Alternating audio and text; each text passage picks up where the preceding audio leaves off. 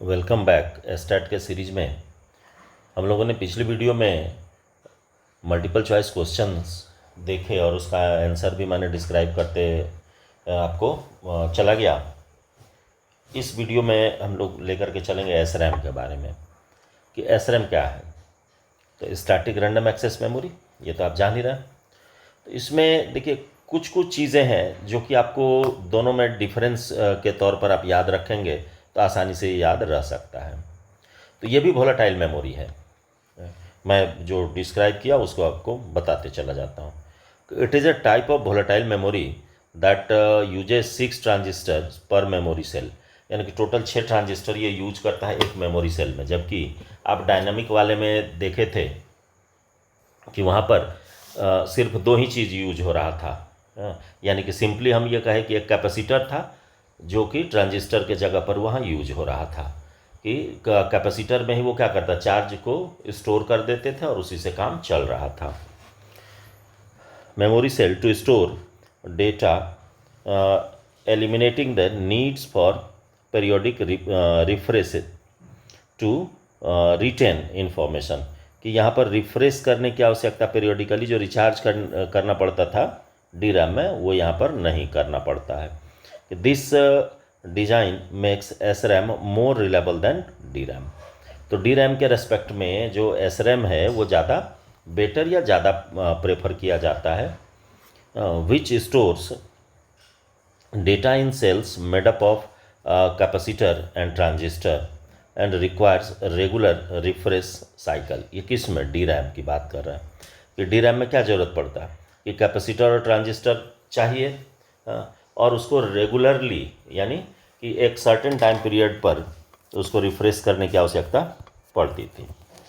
SRAM is typically used as cache memory in CPU, routers and other high speed computing applications where fast data access, high performance and reliability are essential।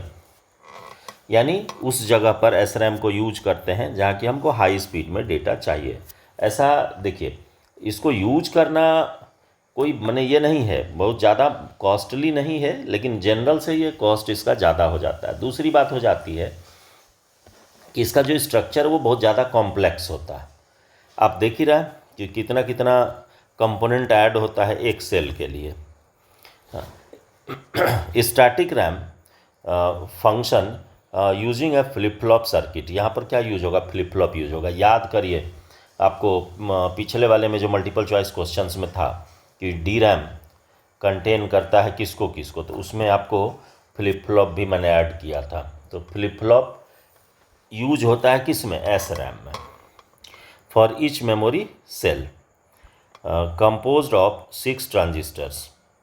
ये यहाँ पर मैंने एक cell के बारे में सिर्फ ला करके एक जो उसका ब्लॉक डायग्राम था वो बना करके छोड़ा था, यानी फिगर ऐड किया था, बना करके नहीं छोड़ा, फिगर ऐड किया। This flip flop circuit retains its state as long as power is supplied along SRAM to store data without needing periodic refresh। आपको बता ही दिया मैं कि यहाँ पर चूँकि कैपेसिटर यूज नहीं होता, तो कैपेसिटर है ही नहीं, तो ये पेरियोडिकली रिचार्जिंग की आवश्यकता होगी ही नहीं, because there is no delay for charge to accumulate और dissipate. SRAM provides quicker data access. SRAM इसी, चूँकि देखिए रिफ्रेश होगा तो स्वाभाविक है कि फ्रैक्शन ऑफ सेकेंड्स तो उसमें लगेंगे ही। तो जब रिफ्रेश हो रहा होगा तो उस केस में हम डेटा को एक्सेस वहाँ नहीं कर सकते थे, लेकिन यहाँ पर चूँकि रिफ्रेश होता ही नहीं है तो रिफ्रेश करने की आवश्यकता ही नहीं पड़ी यदि, तो उस केस में क्या होगा कि जो टाइम रिफ्रेश में जा रहा था वो आपको डेटा को एक्सेस करने में यूज हो जाएगा।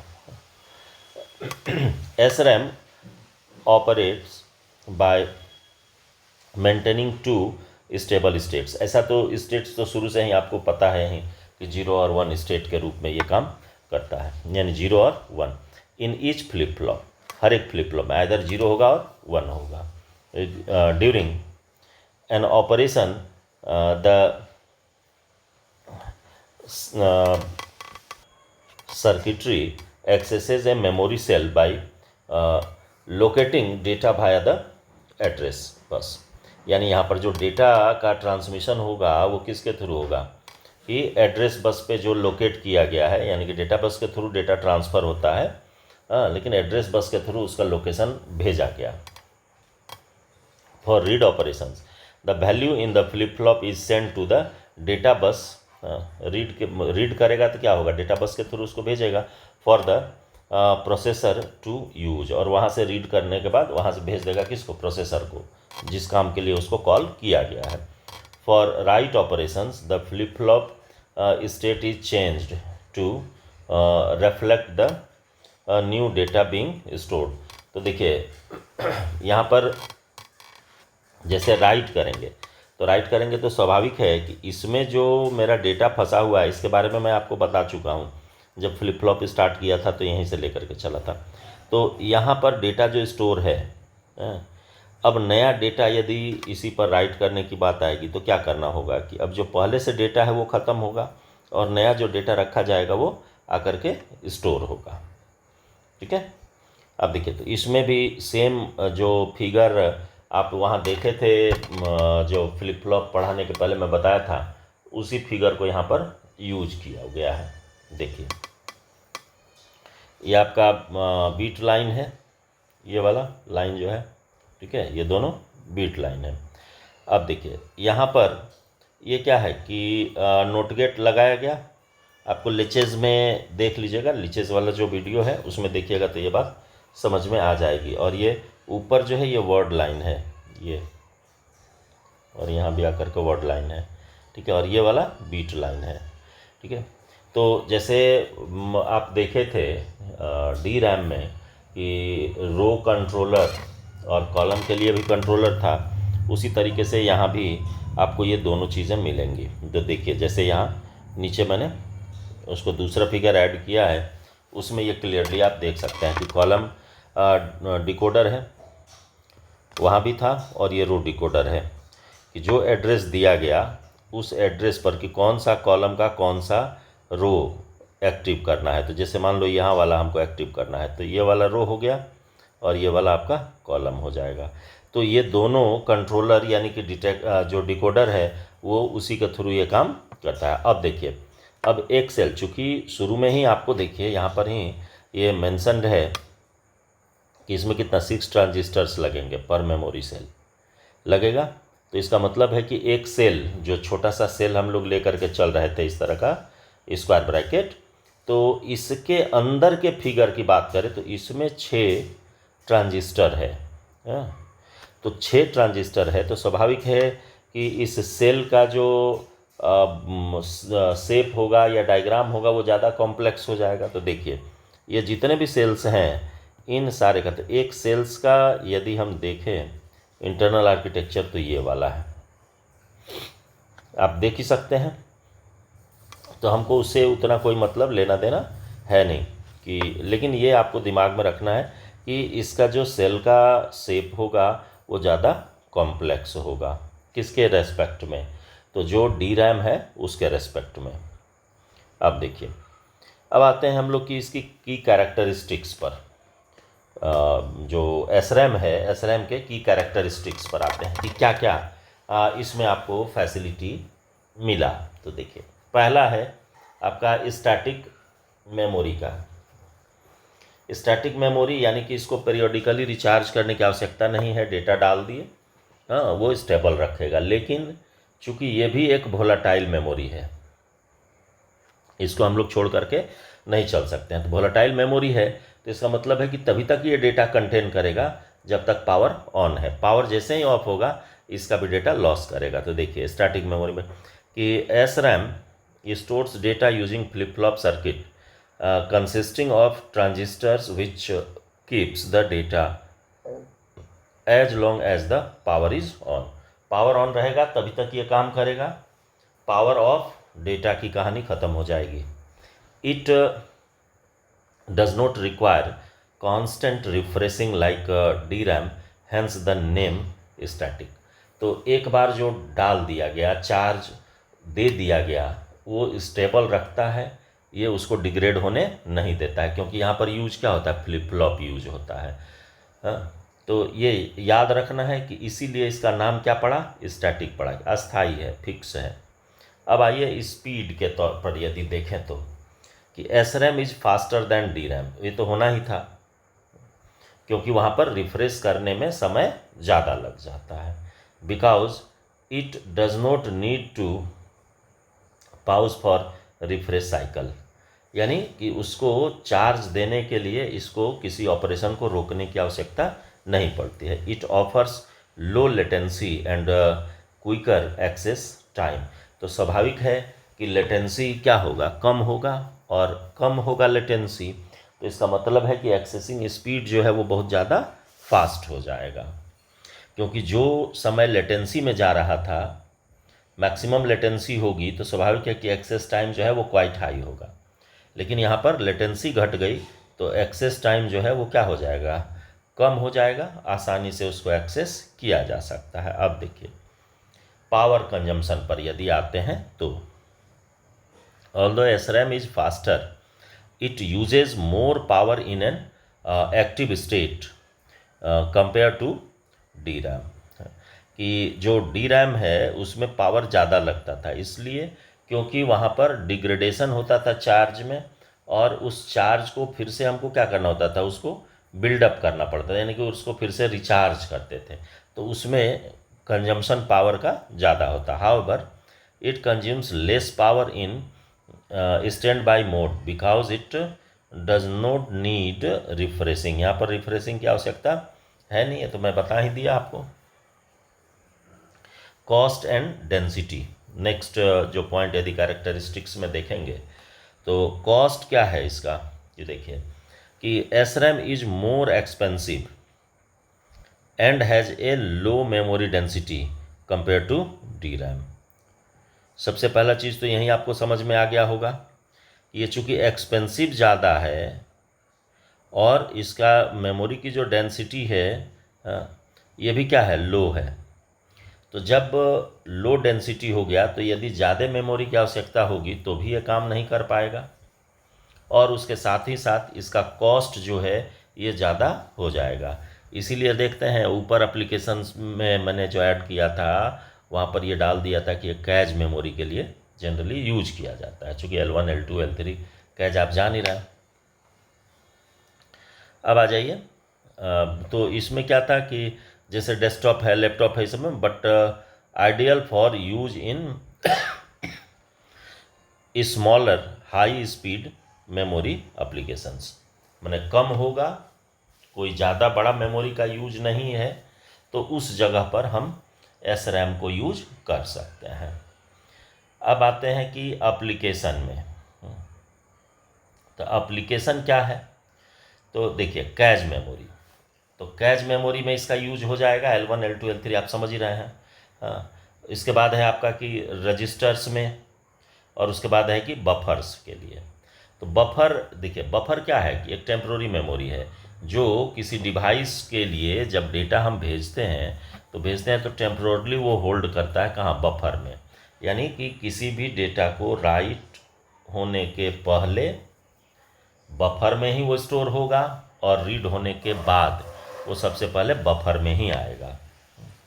अब नेक्स्ट है स्ट्रक्चर के बारे में, तो स्ट्रक्चर का SRAM टिपिकली यूजेस 6 ट्रांजिस्टर पर मेमोरी सेल, इसीलिए इसका नाम क्या है, 6T सेल कहते हैं इसको, 6T 6T सेल कहा जाता है इसको।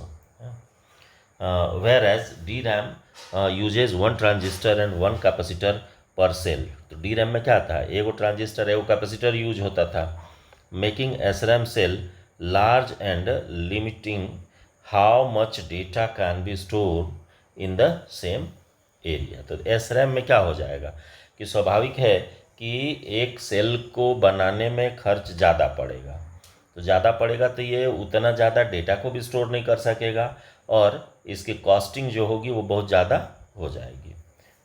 तो ये हो गया इसका कैरेक्टरिस्टिक्स के बारे में। अब आइए कि इसके टाइप्स के बारे में आते हैं। तो टाइप्स आप समझ ही रहे हैं, जैसे DRAM के टाइप्स को देखा था उसी तरीके से SRAM के टाइप को भी देखना है। देखिए, तो टाइप जो है ये डिपेंड करेगा किस चीज़ पर। देखिए कि static RAM is classified into various types based on it's design, technology and applications. अब इसमें से मोस्ट कॉमन जो है वो मैंने सिर्फ यहाँ इंक्लूड किया है। देखिए बाइनरी एस रैम ये पहला मैंने इंक्लूड किया। तो ये क्या है कि this is the most widely used for S RAM where each memory cell stores a bit as either 0 और 1। यानी कि बाइनरी एस रैम जो है उसमें हर एक बीट यानी कि 0 और 1 को ये क्या करेगा, एक एक सेल स्टोर करता है। It offers fast access time and high reliability, making it ideal for application requiring rapid data retrieval। जल्दबाजी में इसमें डेटा को भी एक्सेस कर सकते हैं। हर एक बीट जो है यानी कि 0 और 1 जो है वो एक एक सेल में जाकर के स्टोर होगा। दूसरा है टर्नरी एस रैम कि दिस टाइप स्टोर्स 3 स्टेट्स पर सेल। एक सेल में कितना स्टेट स्टोर करेगा, 3 सेल, इसीलिए इसका नाम पड़ा ternary. Allowing for higher data density compare to binary S RAM. Binary S RAM में क्या होता है, एक सेल एगो को कंटेन कर रहा था, और यहाँ कहता है कि एक सेल जो है ये कितने को कर रहा है, 3 गो को कर रहा है, 3 स्टेट्स वो स्टोर कर रहा है। तो स्वाभाविक है कि बाइनरी एस रैम से ज़्यादा डेंसिटी का होगा कौन, आपका ternary S RAM. It is use to specialized applications that prioritize data compactness and efficiency। कि वैसे जगह पर इसको यूज करेंगे जहाँ की ज़्यादा डेटा हो और डेटा कॉम्पैक्ट हो। हाँ, तो उस जगह पर इसको यूज किया जाता है। अब देखिए एसिंक्रोनस एस रैम, तो एसिंक्रोनस है तो सिंक्रोनस होगा ही होगा। ये देखिए this variant operates independently of the system clock. ये स्वतंत्र रूप से काम करता है कौन, asynchronous S RAM with operations triggered by changes in input control signals। It simply interface and timing make it suitable for high speed applications। तो ये क्या करेगा, सिस्टम क्लॉक पर यानी कि जो सिस्टम का क्लॉक है उस पर इसकी डिपेंडेंसी नहीं होगी, ये क्या होगा, इंडिपेंडेंट होगा। तो स्वाभाविक है अपने आवश्यकता के अनुसार ये स्पीड को घटा बढ़ा सकता है, क्योंकि सीपीयू पर डिपेंडेंसी यदि होगी तो सीपीयू के स्पीड के अकॉर्डिंग ही इसको चलना होता। अब आते हैं सिंक्रोनस में कि this type of synchronize with the system clock. यानी कि ये टाइप जो है सिंक्रोनस, ये सिंक्रोनाइज होता है किससे, आपके सिस्टम के क्लॉक से। तो according to the guidelines of the system clock आपका जो एस रैम है, मैंने सिंक्रोनस एस रैम है, ये काम करता है कि providing improved integration and timing control. It is used in applications that required precise data timing such as high speed digital signal processing. यानी कि डिजिटल सिग्नल प्रोसेसिंग में इसका यूज किया जाता है, किसका, सिंक्रोनस को, कि जैसे नेटवर्क के केस में इसको यूज किया जाएगा। अब आ जाइए low power S RAM. Low power S RAM, तो ये स्वाभाविक सी बात है कि जब लो पावर की बात करेंगे तो ये किसके लिए होगा, कि वैसे डिवाइसेस जो कि कम बैटरी से चले, जैसे मोबाइल फ़ोन है जिसमें बैटरी बैकअप बहुत ज़्यादा हो जाता है, हाँ, तो उस जगह पर इसको यूज किया जाता है। देखिए कि design to consume less power during both active and standby mode. This type is well suitable for portable और बैटरी पावर डिवाइसेस।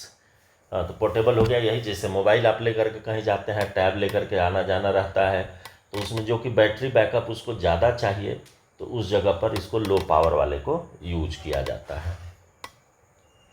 इसके बाद आ जाइए लास्ट है कि quad data rate QDR S RAM, कि दिस सिंक्रोनस है, ये याद रखिएगा, सिंक्रोनस यानी स्वतंत्र होगा, यानी इंडिपेंडेंट होगा। Synchronous SRAM variant enables high speed data transfer by accessing data on both the rising and falling edges of the clock signals. तो याद करिए, डी रैम जो आप देखे थे, तो डी रैम में DDR, तो DDR का जो नेचर है वो आपको QDR से मैच करता है। वहाँ भी यही था कि राइजिंग और फॉलिंग दोनों ही समय में डेटा का ट्रांसमिशन हो रहा था, उसी तरीके से यहाँ भी है। ठीक है, कि राइजिंग और फॉलिंग दोनों ही केस में आपका डेटा जो है वो ट्रांसफ़र होगा। It is further divided into QDR to QDR4, मैंने उसका क्या हो गया कि टेक्निक चेंज किया और नाम बदलते चला गया। Each offering advancement in speed and efficiency, हर एक में क्या था, कुछ ना कुछ बदलाव करते गया। तो QDR SRAM is commonly used in high performance computing and networking equipment where fast data throughput is essential, यानी उन सारे लोकेशंस पर जहाँ की डेटा का ट्रांसमिशन जो है वो बहुत ज़्यादा फास्ट रखना है, तो उस केस में QDR को यूज किया जाता है।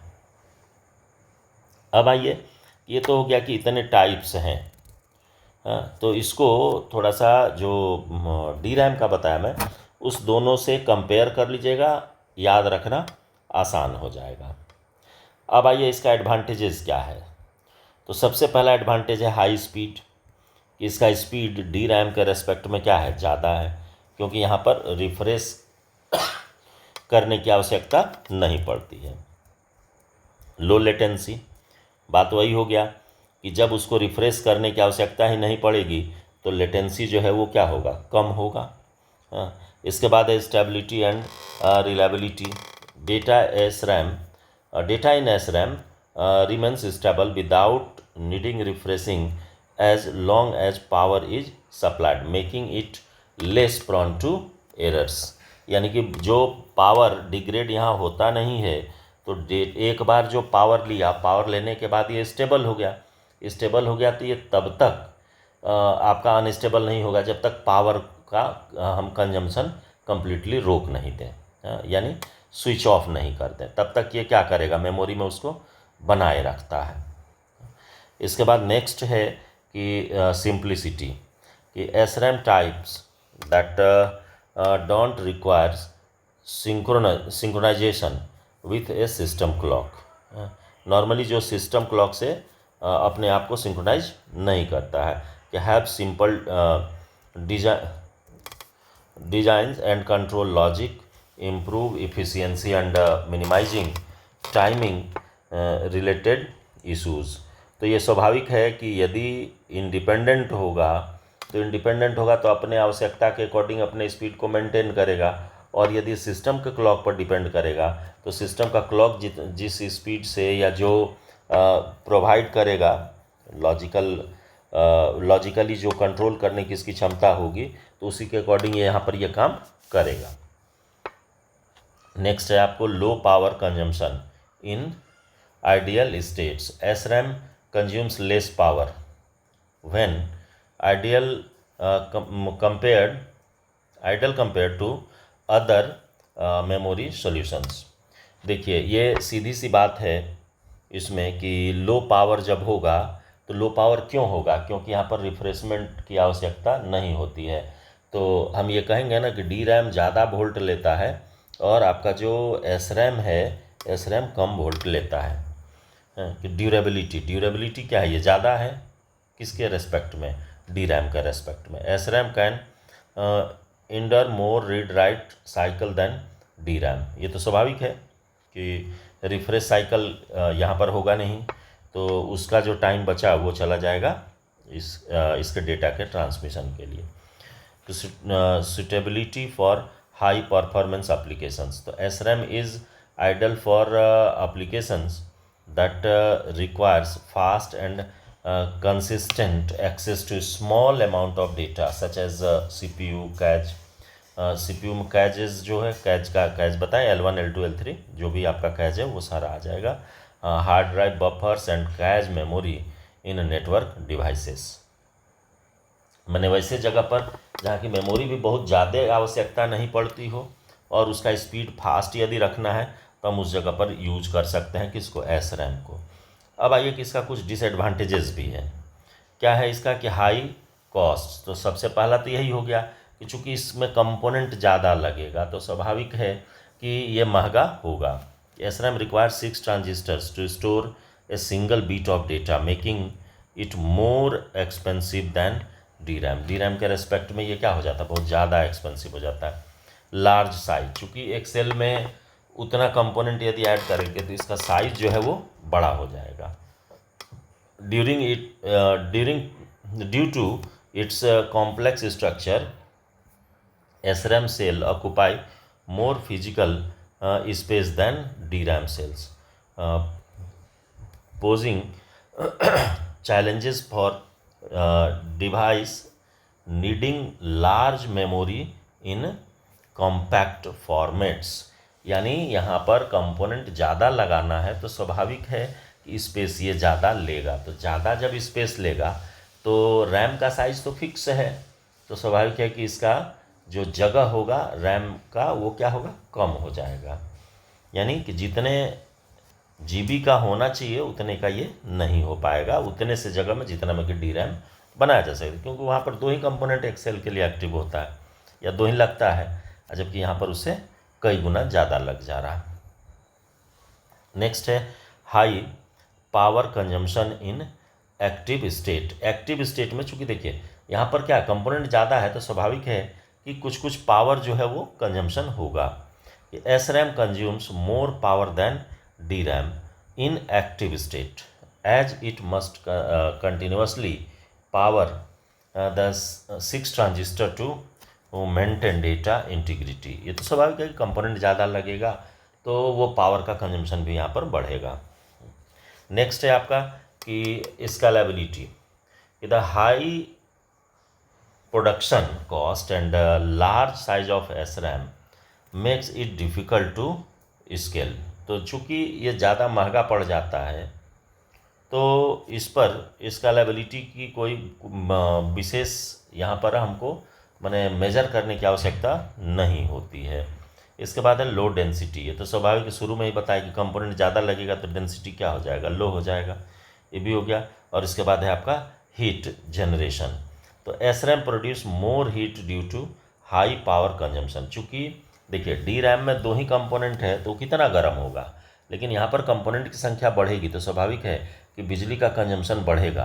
तो जब पावर का सप्लाई बढ़ेगा तो हीट का रेडिएशन तो होना ही होना है, तो थोड़ा सा ज़्यादा गर्म होगा। Which can be challenge for high performance system where effective heat dissipation is critical for stability and performance. कि उसके परफॉर्मेंस के लिए हीट जो है वो क्या है, आपके लिए घातक ही है कि ज़्यादा हीट होगा तो सिस्टम को बार बार कूल करने के लिए हमें AC चाहिए ही चाहिए होगा, यानी कि ताकि वो आसानी से काम कर सके। तो ये बातें हो गई SRAM की। और अगली यानी कि कल वाली जो वीडियो आएगी उसमें फिर मैं आपको टेस्ट सीरीज ही लेकर के चलूँगा। उस टेस्ट सीरीज में 25 क्वेश्चंस होंगे और मैं उसको फिर डिस्क्राइब करूँगा रिलेटेड टू SRAM। उसमें पिछला वाला जो था वो रिलेटेड था किससे, DRAM से, और कल वाला जो क्विज होगा उसमें लेकर के चलेंगे आपको SRAM से रिलेटेड। तो ये भी वीडियो लंबी हो जाएगी, बस आज इतना पर इसको स्टॉप करते हैं, मिलते हैं कल वाली वीडियो में।